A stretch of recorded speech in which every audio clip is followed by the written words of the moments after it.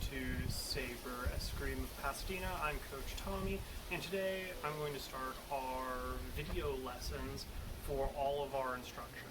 And today we're going to start with lesson 1, which is going to be covering etiquette, first position en garde, footwork, and our 4 base distances in saber fencing. Now that a lot of these can be translated over into other weapons, even historical weapons, but we're going to be focusing mostly on the sports saber here. So, common etiquette in a fencing studio is going to be basically the same as any other etiquette anywhere else you go. Treat people with respect and common courtesy. But because we have weapons, we are going to do a few things special. The first thing being the salute. The salute is how we should start and end every lesson, but definitely when we fence anybody, we're going to be saluting our opponent. So, to salute, you're going to bring your weapon up to your opponent, to your chin, and out. Now then, if you have a judge judging your bout, making sure the touches are all legal, you're going to salute your opponent, and then salute your judge. Now then, if you have an audience as well, you're going to salute your opponent, then salute the judge, salute the audience, back to your opponent, salute, and out. And you can add all kinds of flourishes and fun things on top of that, but that's the basic salute that we want you all using every time we ask you to salute. Now then, after we fence, you're going to shake your opponent's hand. And if it's at a tournament, you definitely want to shake the judge's hand. So you shake with your non-gloved, non-fencing hand. Some of us wear 2 gloves, so you always use your non-fencing hand. If you're a right-handed fencer shaking a left-handed fencer's hand, the righty is going to be the one to flip their hand over to actually make the handshake work. Now then, how we hold the saber. You're going to extend your thumb up like this, and then wrap your index finger around, and this is where all the tension should be at. These 3 fingers will lightly grip the rest of the grip and keep it from flying out of your hand. And it should look something like that.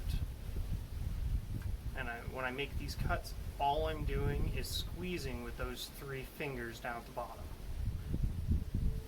and pushing forward with my thumb some. And we'll talk about cuts later. So, for first position, which is the position we always start from when we fence and salute from, to get there, you're going to have your non-dominant fencing foot pointing away from your opponent, and then you're going to bring your fencing dominant foot at a 90-degree angle with your heels touching. You're going to have your non-dominant hand resting on your hip, with your mask there, and then bring your saber across your body like this. Now you're in first position. To get into en garde from here, you're going to step forward with your dominant foot, bend your knees, and then raise the weapon up here. My forearm is completely hidden behind my guard, my blade is raised high, and my knuckle bow is facing out to defend me. Now then, we're going to talk about footwork real quick. We're only going to cover the 3 basic pieces of footwork: advance, retreat, and lunge right now. So the advance is how we move forward, retreating is how we run away, and the lunge should be your primary method of attack. All of our footwork is done from en garde, so I'm going to assume a nice, comfortable en garde right here. And to advance, you're going to start with your front foot, and you're going to take a step forward. Notice I've landed on my heel, and now that I'm going to bring my back foot forward the same amount of distance and then land on my foot, like that.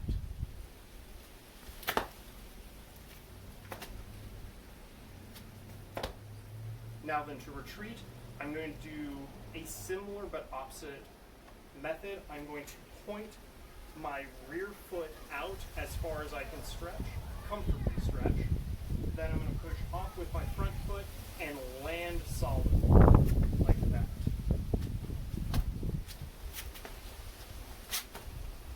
then to lunge. What you're going to do is you're going to extend your arm forward. Then you're going to pick up that front foot and kick out as far as you can and land on your heel like this. From here, I'm going to land with my toe and extend with my foot to land the cut. Again, slow down. I'm extending. Notice my blade is still up. I have not committed to any attack yet. I'm going to step out and finish the cut. And at full speed,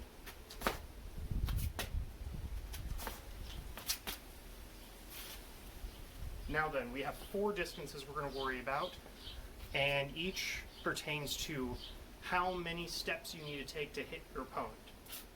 So, from first position, with my recycle bin as my trusty opponent, I don't have to do anything. I can just hit the recycle bin all day long, and we are in distance 1. You generally don't want to be attacking from distance 1. You're not safe because your opponent can also hit you without doing anything. Distance 2 is lunge distance.